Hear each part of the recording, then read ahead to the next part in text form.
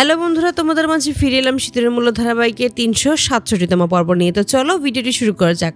ঠাকুরঘরের সামনে আসতেই মিষ্টির কেন যেন মনে হয় এই বাড়িটা তার বড্ড চেনা, এই বাড়িতে সে এর আগেও এসেছে। ঠিক তখনই একটা প্রদীপের দিকে নজর যায় এবং দেখতে পায় সেই প্রদীপটা নিভে যাচ্ছে। তাই ছুটে গিয়ে সেই প্রদীপটাকে ধরে ফেলে এবং সেই প্রদীপটা নিভে যাওয়া থেকে আটকিয়ে দেয়। তখনই অশোকের মা বলে যে ও কোথায় গেছে আমরা জানি না, হয়তো বা আশেপাশেই রয়েছে। ঠিক তখনই বরঠাম্মি বলে ওঠে ও তো ঠাকুর ঘরে গিয়েছে, ও নিশ্চয়ই খুব ভক্তি ওলামে। তখনই সকালে বলে যে হ্যাঁ, ও সত্যিই খুব ভক্তি করে। ঠিক তখনই অশোকের মায়ের কাছে অনামিকা মুখোশ নিয়ে এসে হাজির হয়, আর তখনই সবাইকে পড়তে বললে একটা মুখোশ এনে মিষ্টির পিছনে বসে বলছে তোমাকে আমি বলেছিলাম ঘোমটা দিতে, তাহলে তুমি এখানে কি করছো, এটা নিজের মুখে পরে নাও।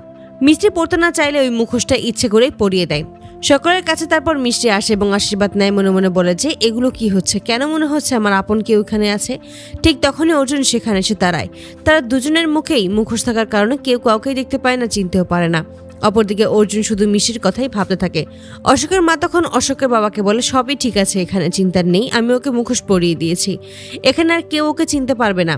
আপনি দেখুন ওই দিকটা ঠিক আছে কিনা। সিসিটিভি ফুটেজ চেক করে দেখতে পায় সেখানে কেউ নেই। এতে করেই ঘাবড়ে যায়, তখন বলে যে ও আসলে কোথায় চলে গেল। অপরদিকে সকলকে কাপল ডান্স করার জন্য অনুরোধ করতে থাকে। মিষ্টি অর্জুন একত্র নাচতে থাকে, এক সময় এক একজনের পার্টনার চেঞ্জ করবে এমনটাই বলতে থাকে এই নাচার নিয়ম। অশোকের সাথে তখন আসল মিষ্টি নাচতে থাকে। ঠিক সেই মুহূর্তে যখনই পার্টনার চেঞ্জ হয় তখনই অর্জুনের কাছে আসল মিষ্টি এসে হাজির হয় এবং দুজনেরই অদ্ভুত টান অনুভব হয়। গুড্ডু যখনই দেখতে পায় যে আসল মিষ্টি অর্জুনের সাথে নাচ করছে, ঠিক তখনই মিষ্টিকে ইচ্ছে করে ধাক্কা দিয়ে নিজেও পড়ে যায় মাটিতে। অপরদিকে অনামিকা দুই মিষ্টিকেই একত্রেই দেখতে পায়, এতে করে আরও অবাক হয়। অনামিকার কাছে তখনই গুড্ডুর মামি আসে আর বলে যে গুড্ডুর সমস্ত সত্যিটা জানিয়ে দেয়। ওই গুড্ডুকে টাকা দিয়েই অর্জুন এই বাড়িতে নিয়ে এসেছে। তখনই অনামিকা সমস্ত কিছু বুঝতে পারে যে তার মানে এই সমস্ত কিছু হলো এই নকল মিষ্টির কারণে। অনুষ্ঠানের শেষ পর্যায়ে এলে বড় ঠাম্মি তখন মাথা ব্যথায় কষ্ট পেতে থাকে। ঠিক তখনই মিষ্টি বড় ঠাম্মিকে একটা চেয়ারে বসায়, আর তখনই মিষ্টি বলে ডেকে ওঠে বড় ঠাম্মি আর বলেছে তোমার হাতে জাদু আছে, তুমি আমার মাথাটাকে একটু ম্যাসাজ করে দাও। এতে করে বড় ঠাম্মির মাথা ম্যাসাজ করলে মিষ্টি মনে মনে বলে যে ইনি আমার নাম জানে, আমি তো ওনাকে কোনো কিছুই বলিনি, আমার সম্পর্কে আমার নামটাও আমি ওনাকে বলিনি। তাহলে যেহেতু উনি আমার নাম জানেন, নিশ্চয়ই উনি আমার সম্পর্কে অনেক কিছুই জানে, ওনার সাথে আমার নিশ্চয়ই কোনো সম্পর্ক রয়েছে। অপরদিকে দেখা যায় অর্জুন গুড্ডুকে বলে তুমি সকলের সামনে ওই মেহমানকে এভাবে কেন ধাক্কা দিয়েছ। গুড্ডু বলে ও আপনার সাথে নাচ করছিল।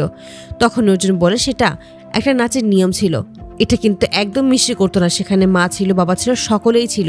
তাহলে তুমি কেন এমনটা করেছো? তুমি কি মিষ্টির জায়গায় নিজেকে ভাবতে শুরু করেছো? তুমি এটা কিন্তু ভুলে যেও না যে তুমি শুধু এখানে নাটক করতে এসেছো, আর কিছুই নাই। তো বন্ধুরা, তোমাদের কি মনে হয় এবার কি আসল মিষ্টিকে চিনতে পারবে অর্জুন? জানতে পারবে, বুঝতে পারবে যে তার সাথে যে নাচ করেছিল সেটাই হলো তার আসল মিষ্টি? অবশ্যই তোমাদের মতামত কমেন্টে জানতে ভুলো না। ভিডিওটি ভালো লাগলে অবশ্যই চ্যানেলটি সাবস্ক্রাইব করে বেল আইকনটি বাজিয়ে দিও। ধন্যবাদ।